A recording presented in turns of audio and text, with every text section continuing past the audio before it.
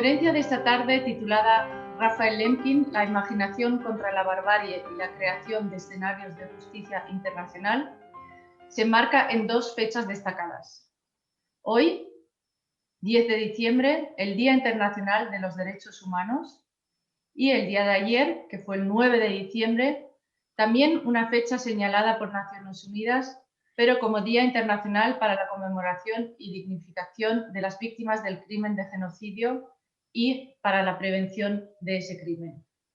Y nos preguntamos, ¿cuál es la historia de la Convención para la Prevención y la Sanción del delito de genocidio?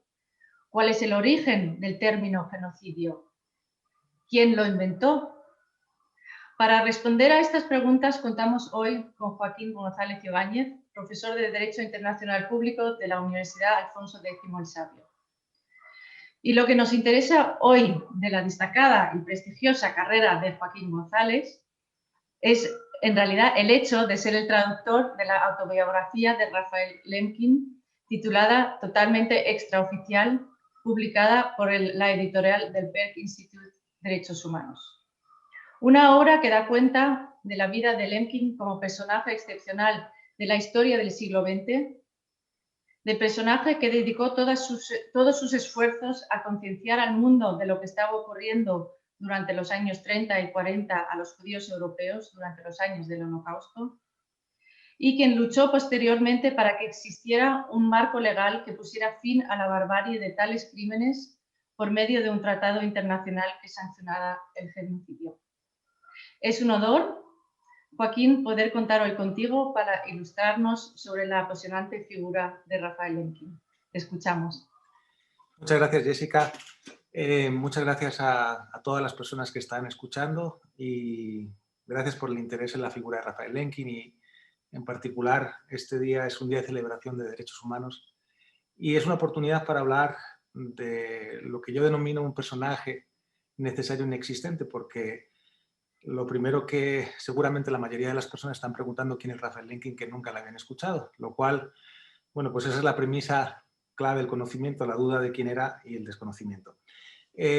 Voy a estructurar mi reflexión sobre varias cuestiones claves. Primero quiero hacer una reflexión personal sobre Lemkin para tratar de atraer la curiosidad de la mayoría de las personas. La segunda tiene que ver con su relato autobiográfico para entender su contexto y por qué dedicó su vida a hacer lo que hizo.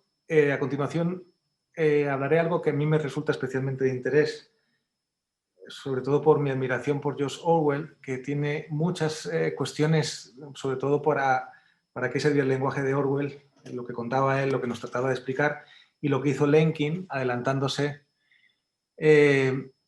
con esta creación de un neologismo que hoy conocemos y utilizamos con demasiada frecuencia, que es el término genocidio, desgraciadamente. Y luego también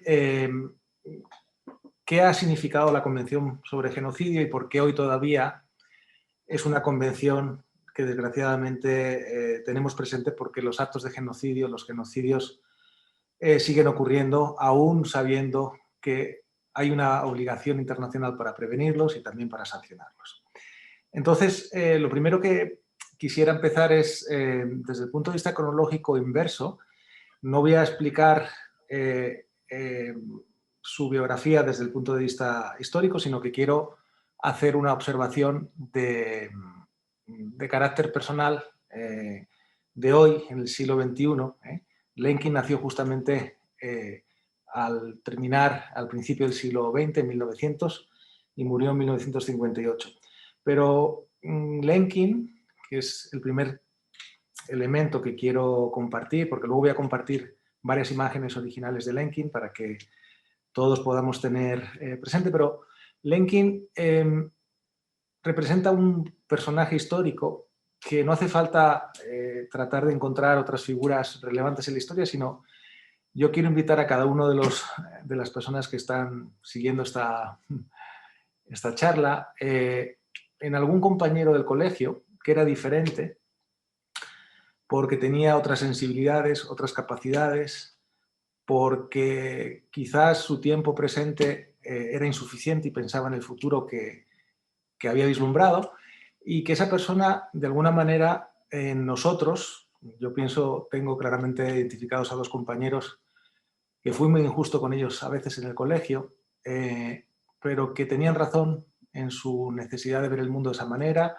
en ser como eran, y que tenían además un síndrome como Raphael Lemkin de Cassandra, porque veían escenarios que iban a ocurrir, escenarios de respeto, de justicia, de sensibilidad, de opciones que nos parecían absurdos y estúpidos y que además discriminábamos y que además nosotros ninguneábamos. Entonces, Raphael Lemkin era esa persona que frecuentemente en nuestra vida pasó a nuestro lado porque eran genios, porque tenían una visión diferente y les denostamos, no les confrontamos, pero pasaron a nuestro lado. Y esa es una característica importante que yo quiero mencionar ahora porque Lemkin tuvo una vida fabulosa, trágica y además con un final también muy triste, sobre todo pensando también en sus logros y en su generosidad, que no fue desgraciadamente replicada por las personas a las que ayudó. Y él dice en su autobiografía que uno de sus dramas es no haber creado una estela de discípulos que pudieran continuar su trabajo, pero también de amigos que le pudieran dar amparo. Eso lo contaré luego al final. Entonces, la primera observación es esa personal que yo tengo cuando trabajé en la edición de la biografía, de la autobiografía de Lemkin y la traducción del mismo, pues yo tuve siempre esta necesidad de conversar con él porque me recordaba a muchas personas que yo conocí y que de alguna manera tenían esta misma perspectiva. Recuerdo cuando se presentó el libro hace 2 años con Antonio Muñoz Molina, que escribe el prólogo, él decía, Lemkin era un pelmazo, debía ser un pelmazo, y efectivamente, Lemkin debía ser un pelmazo porque digamos que casi hostigaba a muchos diplomáticos para la firma de la convención, hostigaba a miembros del Tribunal de Nuremberg y sobre todo a políticos sobre lo que debían hacer para crear un marco jurídico de prevención. Por supuesto, a nadie le hacía caso. Y luego además era denostado porque Lemkin hablaba 12 idiomas, por supuesto, todos con acento, y en Estados Unidos también se mofaban y se reían también de su acento, lo cual para la acción política que él trataba de ejecutar en los ámbitos políticos y diplomáticos, pues a veces le penalizaba, pero al mismo tiempo y contemporáneamente podía trabajar en diferentes idiomas sin ningún problema, y por eso también el logro que luego contaremos. Entonces, esa primera parte tenía esta peculiaridad. La segunda es, voy a empezar con su biografía, como decía, desde el punto de vista cronológico inverso. Yo el año pasado conocí a una persona en Nueva York, viajé con la historiadora Intrude Boyack de la Fundación Buxus alemana para entrevistar a Ari Neyer, que es el fundador de Human Rights Watch, pero también fue el presidente de American Civil Liberties Union, este sindicato de libertades civiles de Estados Unidos, del cual fue presidente, y que es muy conocido precisamente porque decidió asumir en el año 77 la defensa del partido nazi en Estados Unidos, que quería manifestarse en una localidad de Chicago, en Skokie, que tenía el porcentaje mayor de supervivientes de Auschwitz después de Nueva York, y especialmente la controversia era porque Neyer era judío, escapó con 3 años desde Berlín, justamente 2 semanas antes de que empezara la Segunda Guerra Mundial, en agosto del 39, y recuerdo que fue una fabulosa noticia porque él, la historia es como refugiado, primero en Inglaterra, termina en Estados Unidos, y él estudió en un colegio, un high school público muy prestigioso en Nueva York, en Manhattan. Y él escribió una carta a Naciones Unidas dirigida a Raphael Lemkin, estoy hablando en el año 53, diciéndole que le gustaría mucho invitarle porque era el presidente del club de debate de su instituto y que, por favor, Raphael Lemkin. Entonces cuenta Ari Neyer en la entrevista que aparece publicada en el libro, que curiosamente esta semana Babelia pues hace una presentación del libro del prólogo. Es muy interesante porque dice, no sé por qué, pero Raphael Lemkin me invitó a Naciones Unidas y me recibió en la sala de delegados. La sala de delegados es un espacio común de trabajo en la sede de Naciones Unidas en Nueva York, en donde departen y donde se realizan sesiones de negociación y de trabajo por diferentes miembros del cuerpo diplomático. Empiezo por esta anécdota porque la autobiografía, además él eligió de una manera muy interesante el título, un título extraño porque la autobiografía se llama Totalmente extraoficial. Y Totalmente extraoficial es una cita extraída de un artículo del New York Times en donde se le describe a esa persona determinada, con determinación, con estamina, con perseverancia, que se llama Raphael Lemkin, pero que su labor era totalmente extraoficial. ¿Por qué es totalmente extraoficial? Porque Lemkin actuaba a título personal, no representaba ningún gobierno, ninguna organización internacional, sino lo hacía como un ciudadano privado.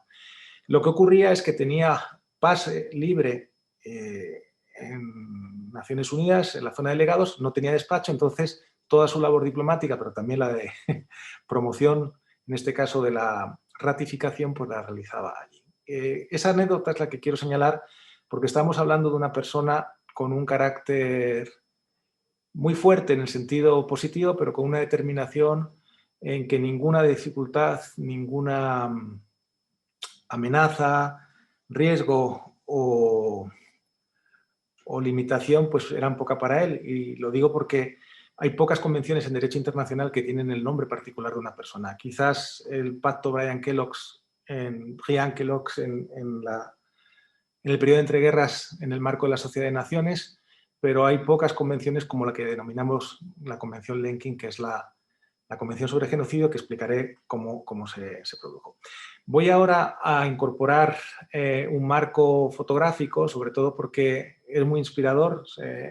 Una de las cosas maravillosas de un libro, en mi caso como editor, pues aparte de la traducción, me tuve que documentar, aparte de mi trabajo jurídico,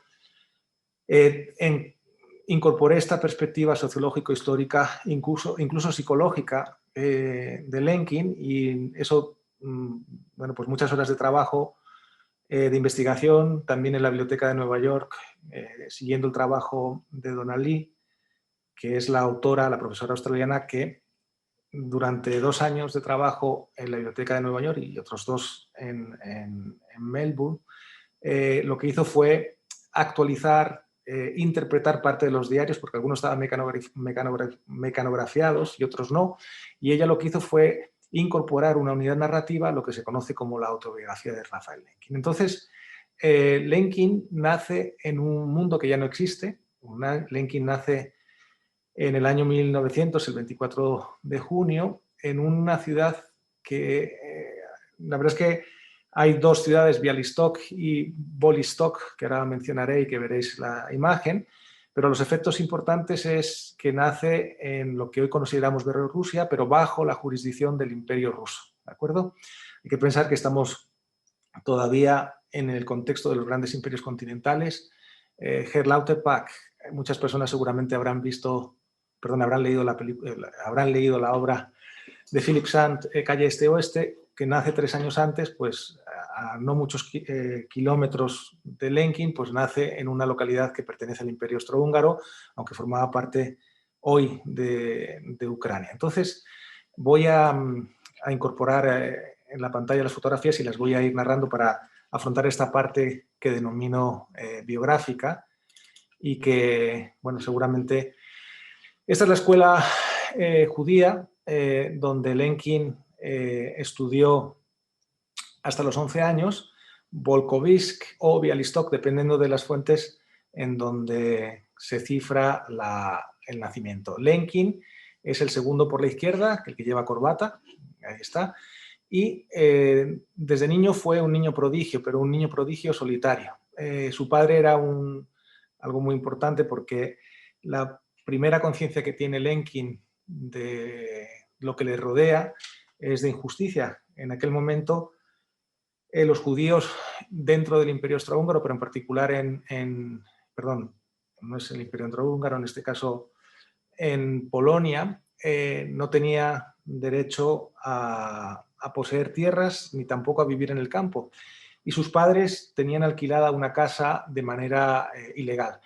Y una de las primeras cosas que la conciencia de Lemkin le marca es cada mes aparecía el policía con las botas lustradas que iba a cobrar pues, una coima, una extorsión que les permitía allí vivir. Entonces, esto es interesante porque su primera conciencia de pertenecer a una comunidad que tenía una limitación de derechos y además estaba discriminada, se produce desde muy niño. Lo que ocurre es que también la vida de Lemkin, afortunadamente, se cifra, en primer lugar, o se redimensiona con su vinculación con la naturaleza. La calidad literaria de la obra autobiográfica es excepcional, especialmente hasta el capítulo 8. A partir del 8 ya son cuestiones técnicas de negociación, como el negocio, etc.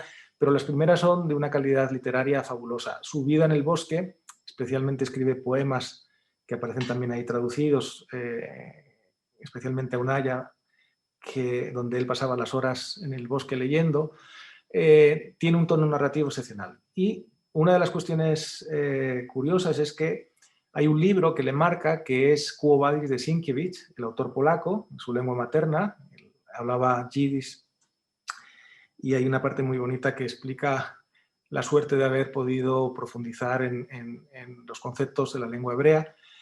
Pero a él le marca el libro de Sienkiewicz y él dice, hay algo extraño porque eso que les pasa a los cristianos en la época del emperador Nerón, que son brutalmente asesinados, él lo que dice es, esas personas son como yo, son seres humanos que les tocó vivir otro tiempo y les han perseguido porque eran diferentes, en este caso porque eran cristianos. Y esa cuestión es clave porque él empieza a identificar algo, que es el magma de todo el proceso, es como una especie de río de lava continuo y muy lento que vertebra todo su compromiso, y es, curiosamente, las personas, a diferencia de los animales, a través de la inteligencia creamos un elemento inherente a la condición humana, que es la cultura. Y la cultura que nos permite crear un lenguaje, unos dioses a los que orar, una tradición, una narración, unos aspectos culturales, unas costumbres, precisamente eso que es tan humano es lo que sirve para discriminarnos y sirve para ser perseguidos y, en su caso, en algunas ocasiones, para ser exterminados precisamente por pertenecer a ese grupo que se distingue por unas características específicas. Lemkin tiene una sensibilidad especial para entender su experiencia vital y primero estudia filología y a continuación estudia Derecho en la ciudad en español es Leópolis, es la misma ciudad que también estudió Lauterpacht, como cuenta la historia fabulosa en Calle Este Oeste Philip Sand. Es importante este punto porque en aquel momento los judíos solamente tenían un lugar para estar sentados y era un banco pintado de un color diferente, normalmente era color rojo, y era un banco que se situaba en la última fila del auditorio, ¿no? Entonces, Lemkin estudia, primero, hay varias interpretaciones, porque aquí la biografía él no cuenta nada, pero hay varios estudios en que señalan que primero estudió en Cracovia, pero fue expulsado porque no tenía el certificado de haber realizado el servicio militar. Dicen algunos autores que había falsificado. El caso es que se le expulsa o no termina, perdón, sus estudios en Cracovia de filología y se traslada a Leópolis, en polaco Lvov, y allí estudia Derecho. Y lo hace con una intención de dedicarse a la práctica profesional, con una orientación que inicialmente es la de ser un prestigioso abogado, hasta que empieza a comprender que el derecho sin justicia, es decir, si no trasciende para mejorar la situación de las personas, y en este caso de la persecución de los grupos que por su carácter particular, religioso, lingüístico, étnico, son perseguidos, pues no tiene sentido. Y él hace algo muy interesante, y es que deja la práctica profesional y se vincula al ámbito de lo público. Se convierte en el vicefiscal de la ciudad de Varsovia y la gente no conoce que toda la historia de genocidio empieza en Madrid. Lemkin es invitado a participar en la 5ª conferencia. Ahí tenéis el documento. Este documento lo obtuve de la Biblioteca Nacional. se ve año 33, quinta conferencia, y se ve ahí el tampón de la biblioteca, en este caso con el dibujo almenado, el símbolo de la Segunda República. Y en esta conferencia, en donde tiene lugar en la calle San Bernardo, en el actual Paraninfo, antiguamente Universidad Central, actual Complutense de Madrid, pues hay una propuesta sobre la creación de un marco jurídico internacional para proteger a dos tipos de bienes jurídicos. En este caso, habla de cómo prevenir todos aquellos actos que logran destruir, en este caso, bienes asociados a una tradición cultural, los bienes culturales, y por otro lado, la protección de personas. El hecho es interesante porque Lenkin, en el último instante, justamente antes de viajar, se le veta su participación por el ministro de Justicia polaco. Hay dos interpretaciones, una que señala que lo hicieron precisamente estrictamente por una decisión antisemita, pero sobre todo la decisión de fondo era para no incomodar al nuevo gobierno alemán que acababa de tomar posesión en enero del 33, y sobre todo que Polonia estaba muy interesada en que no se percibiera que el representante de Polonia era un judío, no vaya a ser que pensaran que Polonia era sobre todo una realidad judía. Pero sin embargo, Lenkin sí presenta con anticipación este documento que circula y sobre todo es el primer precedente que presenta un nuevo concepto. Ese nuevo concepto es: tenemos que proteger a las personas, a la condición humana, de la persecución y la destrucción de su legado cultural, material y también personal y biológico. Entonces, es interesante porque lo que hace Lenkin es acuñar dos nuevos términos. Habla de barbarismo y vandalismo y propone la creación de un tratado internacional precisamente basado en esta idea. Él continúa los trabajos de un jurista que se llamaba Pela, que era rumano, y que inicialmente hablaban de este consenso nuevo internacional para proteger la idea de genocidio. Entonces, perdón, de lo que luego sería genocidio. Aquí, y también porque el tiempo es limitado, ¿qué es lo que ocurre y aquí aparece todo el proceso? Pues todos sabemos el contexto previo a la Segunda Guerra Mundial.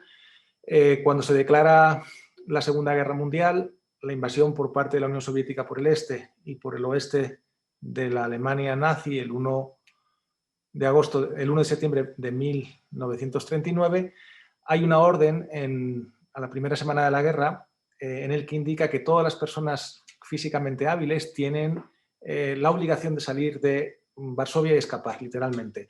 Lenkin inicia un periplo fabuloso que le lleva, primero, en las primeras semanas, cuando uno lee la autobiografía, parece que está leyendo Kapuscinski por la manera de expresarse, por la sensibilidad, por los detalles, y él hace un recorrido extraordinario porque él consigue que salvar la vida. Hay algunos ejemplos que él cuenta de los muertos, cómo bombardean el tren, lo que ocurre cuando en las hogueras por la noche los refugiados tratan de sobrevivir, es decir, una reflexión de una sensibilidad fabulosa.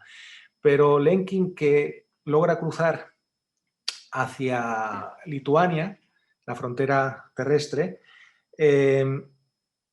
decide dirigirse hacia Estocolmo y allí tramitar su solicitud para ir a Estados Unidos, en donde por sus antiguos contactos jurídicos y como académico, pues le ofrecen el puesto de posición, el puesto docente en la Universidad, primero de Duke y después en Yale. Entonces, es interesante porque Lenkin, en lugar de viajar desde Suecia, recordamos, país neutral en la Segunda Guerra Mundial, hacia Estados Unidos, no lo hace y decide cruzar toda la Unión Soviética. Entonces, va desde Moscú hasta Vladivostok y en ese itinerario pues, hace unas descripciones etnográficas, pero también antropológicas o sociológicas del pueblo ruso, del pueblo en particular, de todos los pueblos eslavos, y explica el por qué ese sentido de decadencia o ese pesimismo histórico, y él lo atribuye especialmente a las sedicias y a la violencia de siglos que los hunos habían aplastado a estos pueblos eslavos. Y esa melancolía, es cierto que cuando uno escucha el relato de Lenkin, ¿por qué?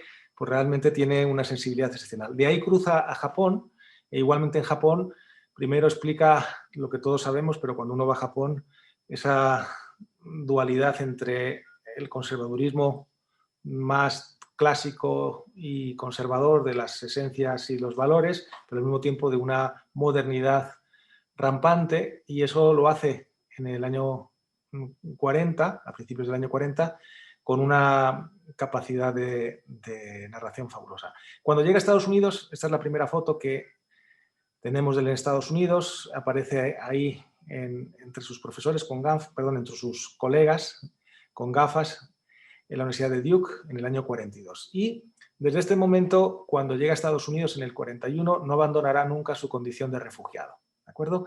Muy extraño porque en la biografía ni una vez menciona a Israel, como podría haberlo hecho como la creación de un hito histórico, pero tampoco menciona a su país, que acaba de desaparecer al terminar la Segunda Guerra Mundial bajo la égida soviética y un régimen comunista. Los dos desaparecen de su imaginario y siempre aparece la idea de refugiado en Estados Unidos. ¿Qué es lo que hace Lenkin en ese periodo? Pues Lenkin lo que hace es tratar de concienciar, lo hace con el presidente Roosevelt, que no le cree o que no le da la suficiente importancia, por lo menos en el contexto de problemas que debía tener en aquel momento Roosevelt en plena Segunda Guerra Mundial, pero sí hace algo muy importante, y es que al terminar la Segunda Guerra Mundial se incorpora al equipo jurídico del fiscal jefe del primer proceso, del Tribunal Militar Internacional de Nuremberg, y aquí está el documento original, el carné original de Lenkin,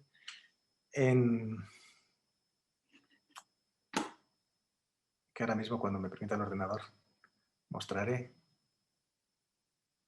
Bueno, este es el carnet que utiliza Lenkin como asesor del Departamento de Guerra, y él llega en mayo de 1946, llega a Nuremberg.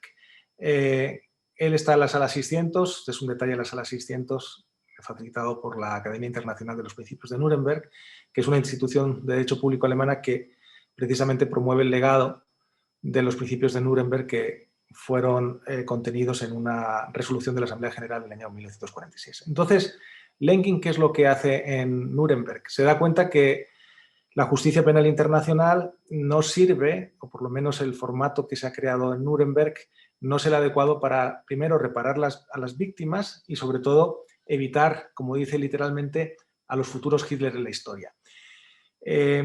Para los que no conozcan esta cuestión del derecho internacional, en Yalta, Roosevelt, Churchill y Stalin, aparte de la distribución de las esferas de influencia, empiezan a negociar qué van a hacer con los nazis cuando pierdan la guerra, y especialmente los argumentos de Morgenthau y Stimson, que son secretario de Defensa y el secretario de Estado, en donde finalmente prevalece la idea de Stimson. No voy a contar la de Morgenthau, muy próxima a la de Churchill y un poquito más alejada de Stalin, que como buen dictador pues solamente pensaba en la venganza, no en la justicia. Pero Stimson prevalece y dice: la única manera de legitimar la posguerra y la lucha contra el nazismo es dar una oportunidad a los nazis, es decir, solamente se van a juzgar los crímenes internacionales perpetrados por los vencidos, pero además hace falta crear un marco jurídico de competencia, y es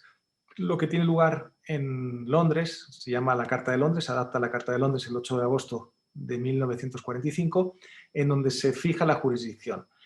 Los tipos penales son tres: es el acto de agresión, el desarrollo de conductas contrarias a los usos de la guerra, y Lauterpacht, Hertz Lauterpacht, el profesor de Cambridge que ha acompañado a Jackson en el desarrollo de los acuerdos de Londres, de la Carta de Londres, pues crea el crimen de lesa humanidad. En ningún momento se habla de genocidio, si bien Lenkin, y esto es lo importante, por primera vez en la historia aparece escrita la palabra genocidio en un libro.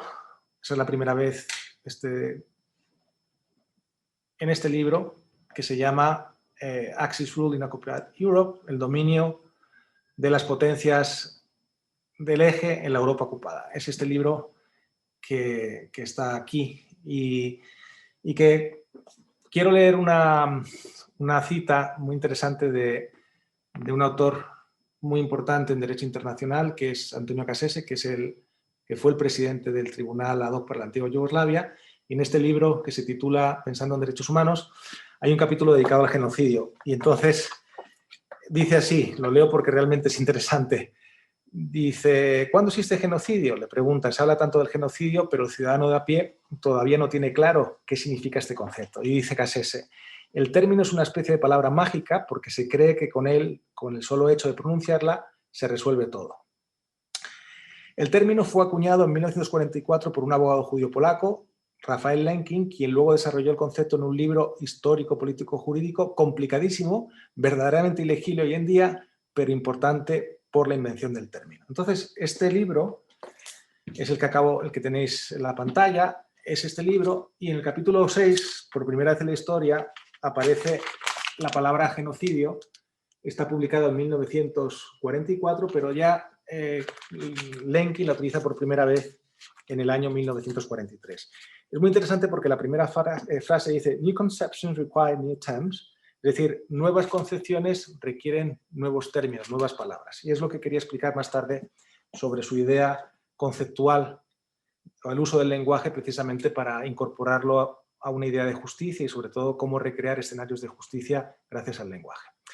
Por avanzar en su historia, Lemkin regresa de Nuremberg y entonces la nueva institución creada, sucesora de la Sociedad de Naciones, que es Naciones Unidas, todavía sesiona en París, todavía no se ha inaugurado hasta principios de los años 50, no se inaugura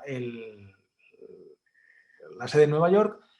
En el Palacio Chillon de París sesiona la Asamblea General. Y en esta asamblea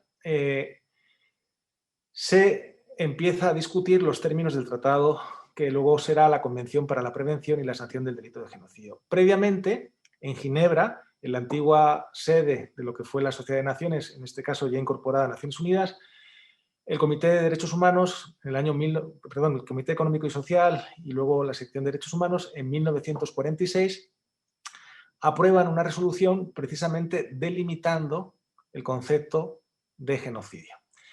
Ese marco jurídico es el que permite trasladarlo a la Asamblea General de Naciones Unidas, que el 9 de diciembre, ayer hace 72 años, se aprobó la Declaración Universal. Curiosamente, un día antes de la Declaración Universal de los Derechos del Hombre. Aquí aparece Lemkin en una...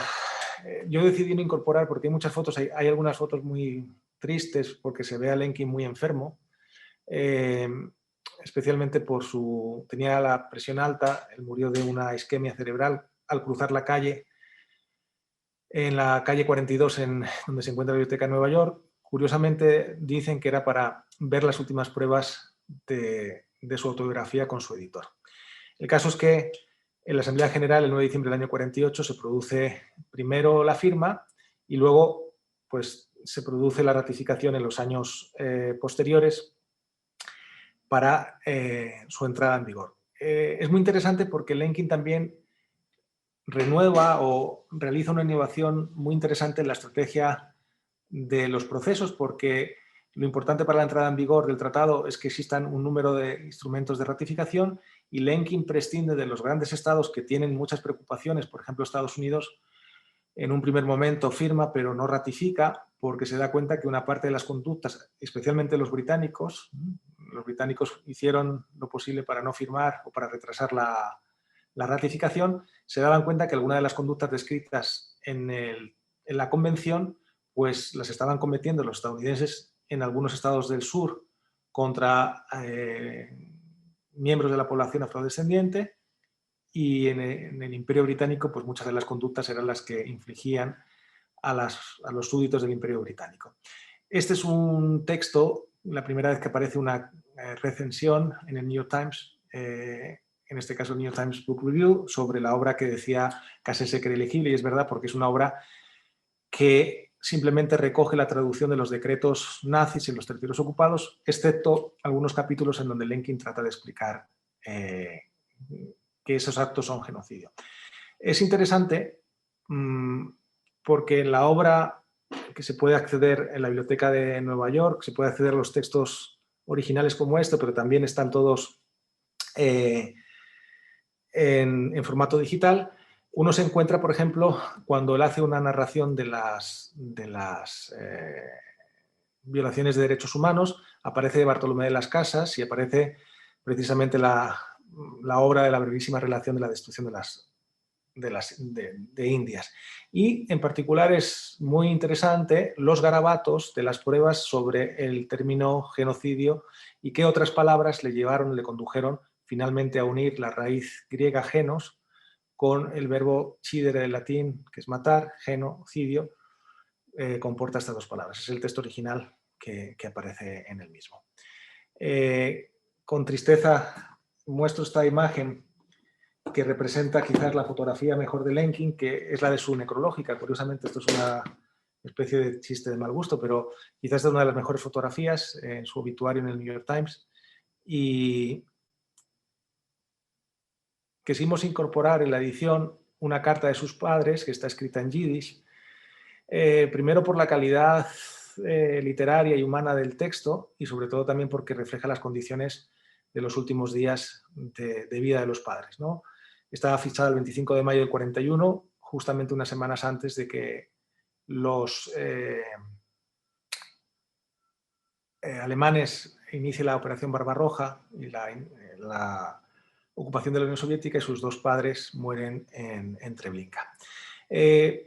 Antes de pasar al aspecto lingüístico, si me da tiempo, simplemente quería explicar a Lenkin, si yo tuviera la oportunidad de hablar con él, y es que si bien en el juicio de Nuremberg no hubo un tipo penal de genocidio, sí es cierto que se utilizó con mucha frecuencia la expresión genocidio.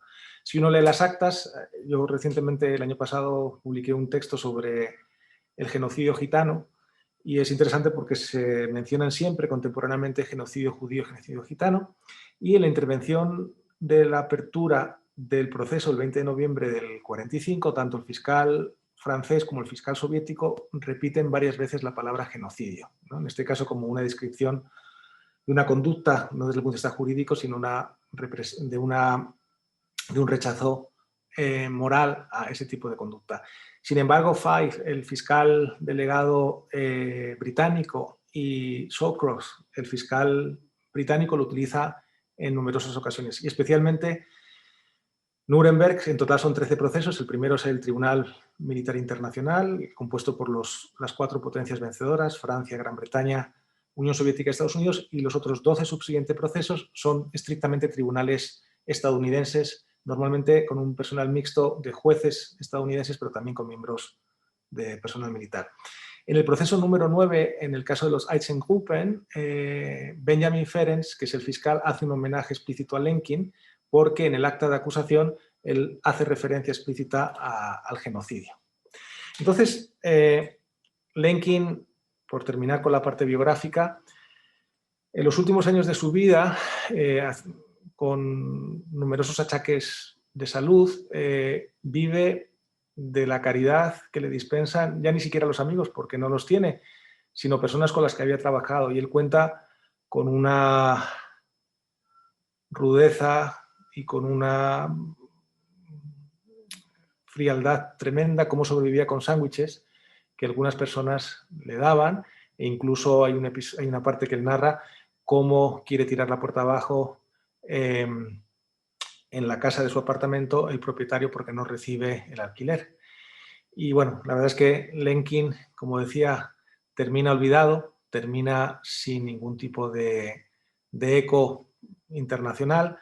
Yo cuento en la introducción que dónde están las bibliotecas, dónde están las facultades de Derecho, dónde están los parques con el nombre de Rafael Lenkin. Mi universidad fue la primera en España y la única por el momento que creó un centro Rafael Lenkin. Cuando lo propusimos a nuestra decana, el rector, es una persona olvidada en este sentido. Por tanto, lo que quería explicar, aparte del marco jurídico de lo que hoy conocemos como la Convención para la Prevención, quisiera haceros pensar sobre la idea que tiene Raphael Lemkin, que es revolucionaria y que también de alguna manera Orwell explica en alguna de sus obras. Si recordáis, en 1984 Orwell hace una crítica a los totalitarismos, en este caso al totalitarismo que representa el comunismo. Orwell tiene la experiencia de la Guerra Civil Española como brigadista internacional. Él ha visto la decisión por parte de Stalin de terminar con el partido, con el POUM, que es el grupo al que se incorpora y el que le desplazan al frente de Aragón.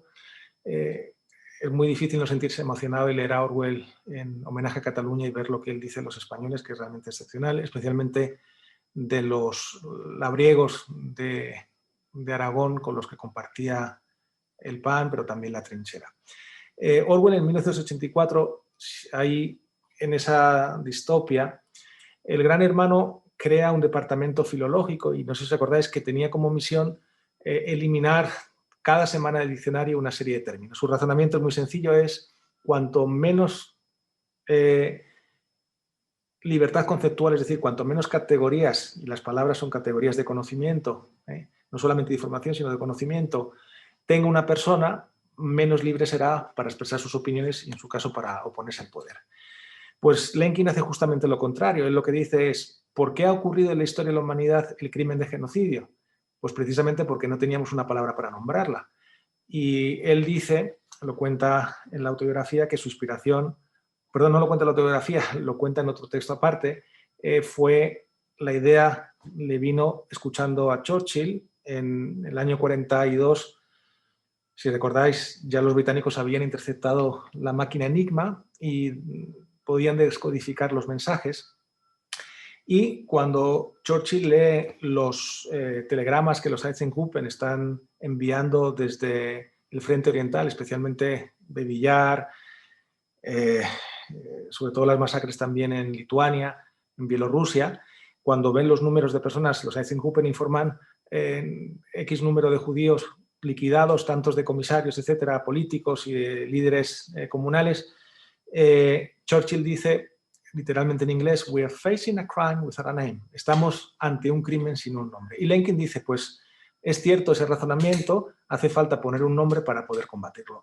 Y a mí me resultó muy interesante porque Lemkin jugaba con el lenguaje, decía que podía hacer juegos de palabras en 12 idiomas. Las personas que le conocieron, todavía vive uno de sus sobrinos que emigró a Canadá, y las personas que le conocieron decían que siempre era una persona muy risueña, aunque con una propensión a la ciclotimia y a la pesadumbre, ¿no? con esos. Pero me resulta de especial interés esto que comento sobre el lenguaje. Él entendió, si no tenemos la capacidad de asirlo con nuestra idea de lo que ocurre, y eso lo hace el lenguaje, porque el lenguaje al final, nosotros podemos comunicar ideas porque tenemos un sistema encapsulado que lo compartimos y eso es el lenguaje, ¿no? Entonces, él dice, ahora que tenemos una palabra, lo que hace falta es generar el marco jurídico precisamente primero para prevenir y eventualmente sancionar. Por tanto, cada 9 de diciembre, después, al día siguiente, la Declaración Universal, celebramos esta figura extraordinaria, inédita de Raphael Lemkin, con generosidad humana, con una vocación donde su sacrificio personal, material, pues dedicó solamente su vida a algo. Tolstoy, que él refraseaba continuamente, él decía, aspirar a una idea exige vivirla, y vivirla significa sacrificar todo por esa idea, ¿no? Y él dedicó su vida a esta perspectiva de lograr este marco común.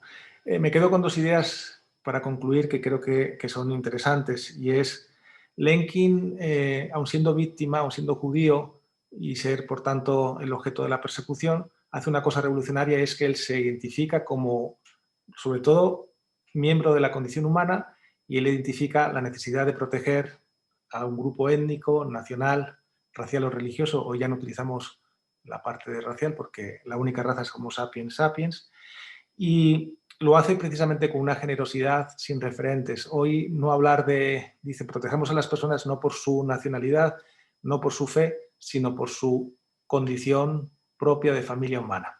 Y eso hoy en día en muchos países resulta para muchos políticos una contrariedad, el hablar de esta familia humana, ¿no? Y por el hecho de tal reivindicar mismos derechos y obligaciones y también oportunidades.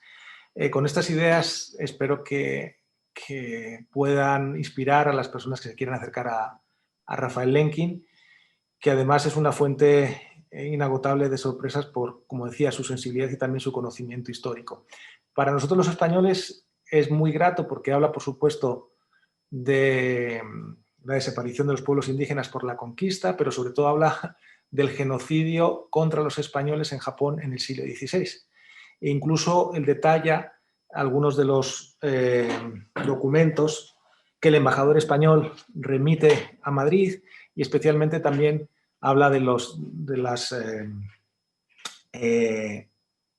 estrategias, en particular del gobierno holandés, precisamente para avivar el recelo de los japoneses contra, en este caso, los cristianos portugueses y españoles. Así que con eso, Jessica, espero que haya sido de interés estas reflexiones introductorias a Raphael Lemkin y espero que la gente pueda, por lo menos, acercarse a su figura. Ha sido muy interesante, muchas gracias, Joaquín. Mientras que los escuchantes, bueno, los participantes nos trasladan sus preguntas, yo quería hacer la primera pregunta. Yo he leído el libro que has traducido tú del inglés, la autobiografía. Tengo que decir que a mí me han resultado extremadamente interesantes los primeros capítulos, cuando él cuenta, creo que los primeros 8 capítulos, como dices tú, que cuenta más bien su historia antes de emigrar y cómo la vivía en estos países de Europa del Este antes de ir a Suecia. Y lo que me parece especialmente trágico de su vida en realidad es, bueno, me recordó un poquito a Jan Karski también, ya que él estaba observando todo lo que estaba ocurriendo en sus tierras y con su pueblo, ¿no? Que estaban matando y bueno, que estaban asesinando en masa ya. Pero que nadie tampoco quería escucharlo, o sea, tuvo que esperar la evidencia de la catástrofe para hacerse oír, ¿no? Para poder, porque él en realidad ya tenía su concepto de genocidio y cómo lo tenía definido, o sea, ya en los años 40, ya antes de acabar el Holocausto, ¿es cierto? Sí, él, por supuesto, en el año 43, pero también él ve lo que ha ocurrido, pero también lo que hicieron los soviéticos. Él no se engaña, pero como decía anteriormente, incluso los pogromos que son continuos en toda Europa Central y especialmente el Imperio Ruso, él los tiene siempre en mente y habla de ellos, en este caso como su familia judía, sus familiares, etcétera, han sufrido de alguna manera esa... Lo que él se da cuenta es, y es también la generosidad, es, esto nos ha pasado a nosotros los judíos, pero es que ha pasado en todos los rincones del planeta y siempre ha habido una articulación política que ha justificado una masacre, ¿no? En el tema de los armenios es muy bonito porque él, estudiando Derecho, cuando se habla de las masacres, alguien dice, pero le pregunta al profesor y dice, pero hombre, que son vidas humanas. Y el profesor le responde, hombre, uno cuando está en su granja hace lo que quiere con sus cerdos y con sus gallinas. Y si alguien dice lo contrario, pues no entiende el concepto de soberanía. Entonces le dice, pero entonces los estados sirven para hacer lo que quieran con las personas que están en su territorio. Y le dice el profesor, sí, claro. Entonces él dice, pero entonces, ¿qué sociedad y para qué sirve el derecho? Lo que dice él, no, hay que proteger a todos independientemente de cuál sea su estado, cuál sea su condición. Él lo que hace también, y yo creo que es lo más relevante de Lemkin, tiene la sagacidad de entender que la empatía no solamente es un ejercicio retórico, sino que la empatía es que te duela cuando al otro le ha dolido y al mismo tiempo te des cuenta que es inexorable el entender una visión de justicia integral. No se trata de protegerme a mí especialmente como grupo más vulnerable, sino él dice en cada momento de la historia ha ocurrido esto. Hicimos aquí una recreación, lo muestro aquí, de él, yo lo tengo en el despacho están en 3D las gafas y la pajarilla, porque luego en el libro quisimos incorporar esta imagen abstracta, porque refleja también muy bien todo lo que tenía en la cabeza, los pájaros que tenía Lemkin, porque era, y no lo he dicho hasta ahora, lo más importante de Lemkin no era un jurista, era un humanista. Él tenía la sensibilidad de de los clásicos, tenía la necesidad de la cultura. Es muy bonito cuando habla de la lengua hebrea y dice, me permite expresarme en dimensiones que nunca podría hacer de otra manera, ¿no? Cómo necesita combinar. Y luego también, yo estuve en la casa de Lenkin, que fue destruida, pero estaba en Kreditovska, la calle Kreditovska en Varsovia, a 10 minutos andando del gueto de Varsovia, pero Lenkin le gustaba mucho vestir bien y le gustaba mucho el arte. Entonces hay algunas fotos del recibidor de su casa. Podía estar en París con un art déco muy sutil, pero en el libro en un momento dice, ¿para qué sirve el dinero? Sino más que para poseer, dice, si no, ¿para qué sirve nuestro esfuerzo si no es para la justicia? Todo eso te sorprende mucho porque cuando llega a cada país su análisis es tan incisivo que hay un trabajo de fondo enorme, ¿no? Y luego lo que le pasa a todos los refugiados, como Lenkin, como Fritz Bauer, como Ari Neyer, es que son conscientes de lo que han dejado atrás y cómo es importante defenderlo en su lugar de destino. Y por eso también Lenkin representa también el mito de Cassandra, ¿no? Avisa lo que tú estás comentando, esto va a pasar, ocurre. El capítulo quizás más triste es cuando se despide de sus padres, ¿verdad? Que saben que se despide de ellos, saben que van a morir, y los padres dicen, pero si en la guerra anterior no nos pasa nada y nos respetaron los rusos y los alemanes, y en esta, ¿por qué nos van a tratar? ¿No? Pero él sabía que esa situación iba a llegar. Y también aquí quiero mencionar, porque me lo han preguntado en algunas ocasiones con el libro de Philip Sand, ¿por qué aparece mejor tratado Lauterpacht respecto de Lenkin? Y yo cuando leo algunos de los textos complementarios de Lenkin, que era realmente un humanista, pero también una persona con una visión integral que Lauterpacht no tenía. Lauterpacht era un gran técnico y trascendió por el crimen de lesa humanidad. Pero en el libro de Sand yo creo que está muy penalizado Lenkin, por otros motivos que no viene aquí al caso, pero que lo he discutido con Donna Lee en algunas ocasiones y bueno, el caso es que Lenkin da más juego también por también su sentido del humor, que Lauterpacht no tenía. Entonces, en el libro también, si te recuerdas, hay un montón de bromas que hace Lenkin, que realmente te queda sorprendido, ¿no? de la sensibilidad y de cómo va buscando, dentro de todo el trauma, de todo el trauma.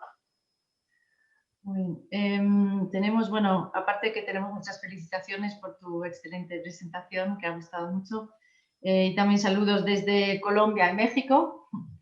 También, bueno, quiero trasladar unos comentarios de Antonia Tejeda Barros, que quiere saber tu opinión sobre los juicios a las Einsatzgruppen que son considerados que se podrían considerar un fracaso, ¿no? Ella quiere, yo creo, o sea, ella pregunta por tu opinión.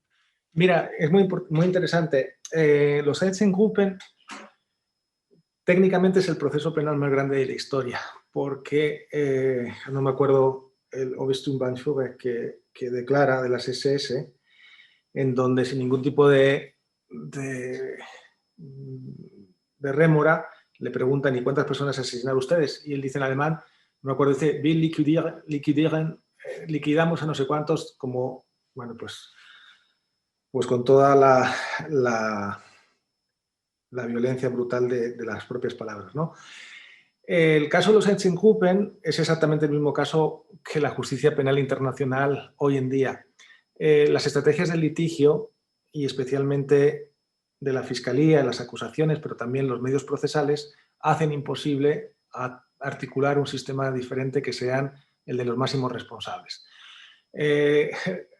Lo cuenta Antonio Cassese, pero también lo cuenta Benjamin Ferencz, es por qué hubo 22 procesados en un proceso, 21 en otro, por ejemplo, en el juicio de los médicos que fueron, si no recuerdo mal, 11 con Goss y compañía, pues porque no había masillas y además porque se tenía a disposición ese momento. Telford Taylor, que fue el asistente de Jackson y luego el fiscal jefe de los procesos, cuenta sus memorias en Anatomía de Nuremberg que al final estuvimos a punto de no tener Nuremberg 1 y luego por desistimiento los americanos decidieron seguir adelante y luego con una economía de pruebas y de recursos también importante.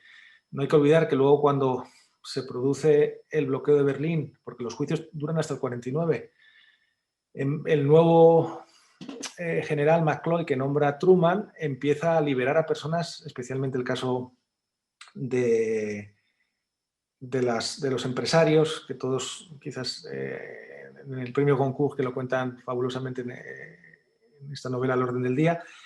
Entonces, en todos ellos hay un problema de justicia que es una justicia selectiva de máximos responsables. Cuando se produce, por ejemplo, la imputación de al-Bashir en la Corte Penal Internacional, por primera vez en la historia, un jefe de Estado es imputado por el crimen de genocidio y es en ejercicio.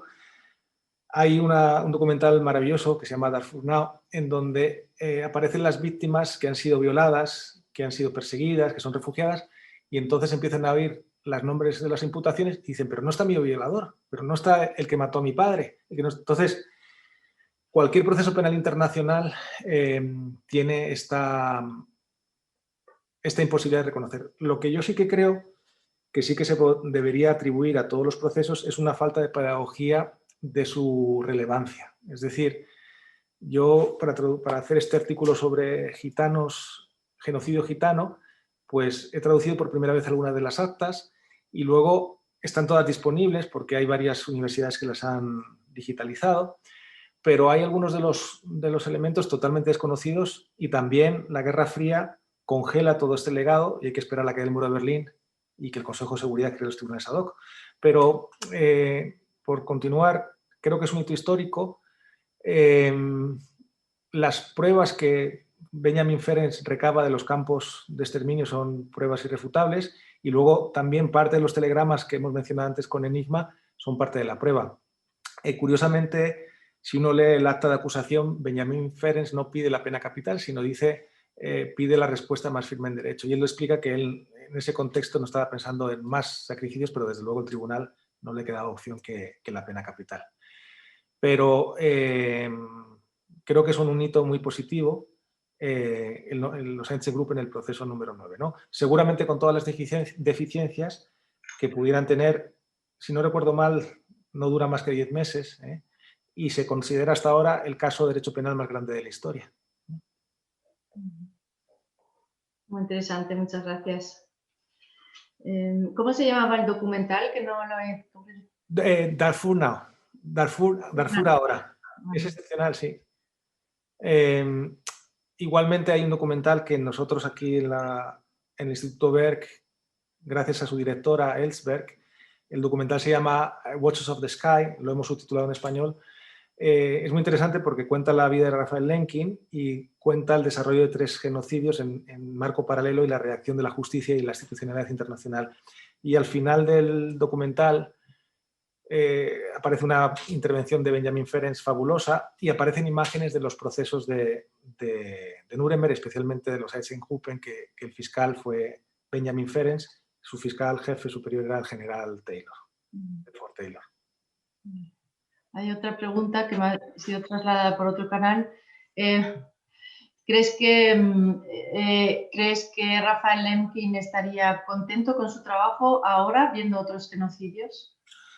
Bueno, lo que decía Raphael Lemkin es que el derecho no es una varita mágica, sino todo es la educación y por eso la convención, hay algo fabuloso que es sobre la prevención y sanciones, igual que la Convención sobre Tortura de Naciones Unidas del año 74 sobre prevención. Entonces, hay una conciencia de que el derecho, para ser eficiente, no solamente tiene que castigar, sino que tiene que generar obligaciones de prevención y eso implica educación.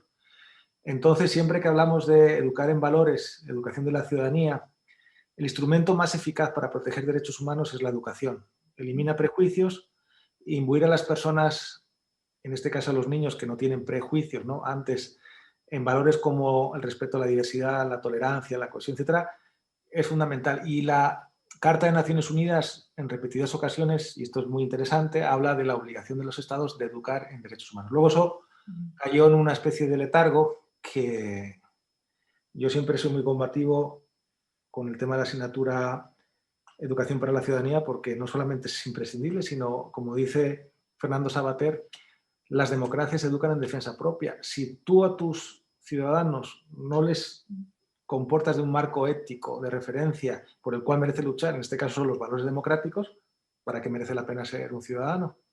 Entonces, la Convención de Genocidio y los tratados de derechos humanos, su naturaleza no es sancionar, porque ¿para qué sirve sancionar después de haber asesinado, después de haber mutilado, después de haber desplazado? Después, lo importante es generar estrategias dentro del Estado, y la judicial es la última y la menos efectiva.